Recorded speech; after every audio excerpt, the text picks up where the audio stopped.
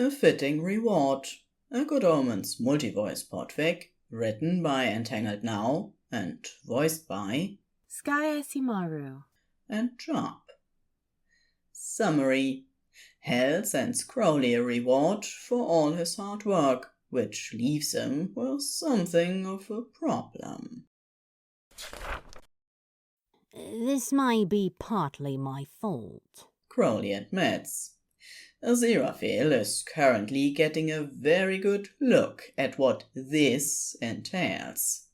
He has no idea at all how the skeletal horse is even standing. Its bones don't seem to be connected in any obvious way. They're really just touching each other, as if the poor creature had been made by someone who didn't quite understand how bones worked inside a living thing. It's also possible that they've never actually seen a horse either. Crowley has thrown a blanket over the animal's back and another over its long neck bones and the top of its skull. They are not helping. If anything, they just draw more attention to the horse underneath. There's half a melted bridle dangling from its skull. He suspects Crowley had been doing his best to treat it like a normal horse, though possibly only through determination and spite. The skeletal horse is something of a statement, it's true. An appropriately hellish steed for Hell's representative. It's also most likely going to be something of an incredible inconvenience if Crowley's actually hoping to go anywhere without drawing attention to himself. Azira feels reluctant to move any closer. Its large hooves throw sparks every time it stamps the grass, and fire curls soundlessly in its eye sockets, licking around the edges and trailing its long skull before finally disappearing into its mouth. Crowley had assured him that it wasn't hellfire, which couldn't hope to be contained on Earth by something as insecure as a horse skeleton, and he believes him. But neither is it entirely ordinary fire, because there's an unpleasant feel to it, an infernal sort of tang to the heat of it where it seeps free. Though the Aziraphale supposes you can't fill an animated horse skeleton with fire and expect things to behave normally. He belatedly realizes that Crowley had been speaking. I'm sorry. How is this possibly your fault? You can't have asked for it, surely? He knows how Crowley feels about horses. This doesn't seem like a solution to his biggest problem with them, which had always been the falling off. Crowley scowls at the suggestion. No, of course I didn't. Look at it.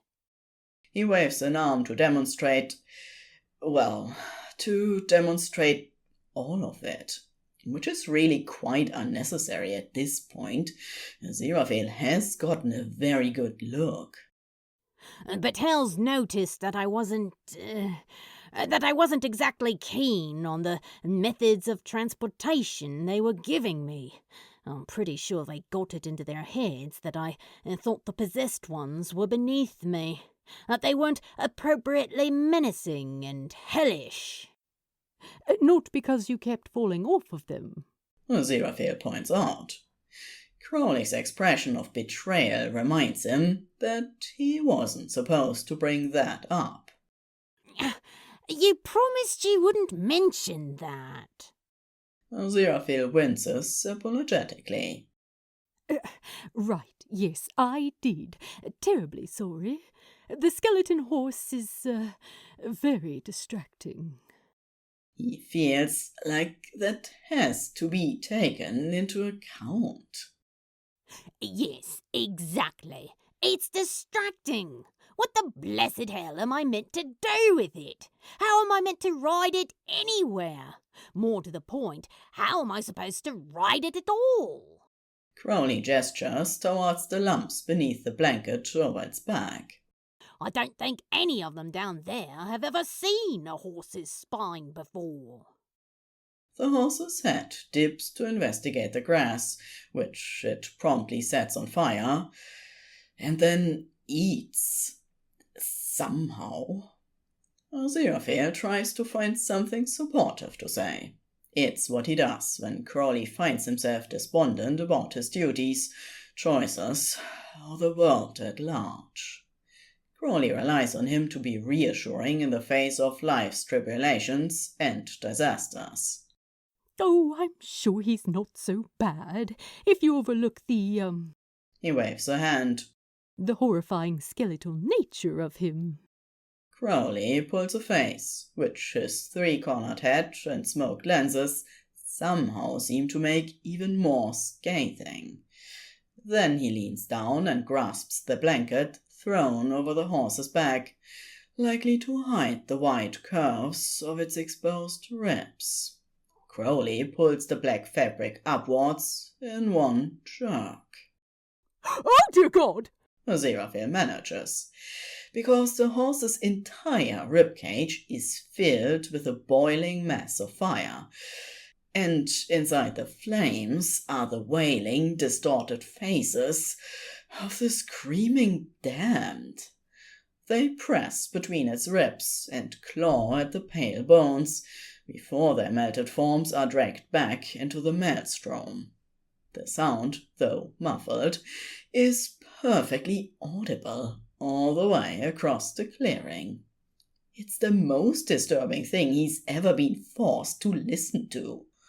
Crowley lets the blanket drop, and the sound abruptly cuts out. That's immeasurably disturbing. Aziraphale tells him. Yes, thank you. I had noticed. Crowley's mouth pulls in, and he looks thoroughly miserable. Is why I put the blanket on him. He reaches out and carefully unhooks the melted bridle, giving it a disgusted look before snapping it whole again. I can't even hide him in a stable. Believe me, I've tried. He keeps setting fire to them. Do you have any idea how many people I've already had to convince that they never saw a flaming skeleton horse? Aziraphale nods in sympathy. People do tend to notice things. I can imagine.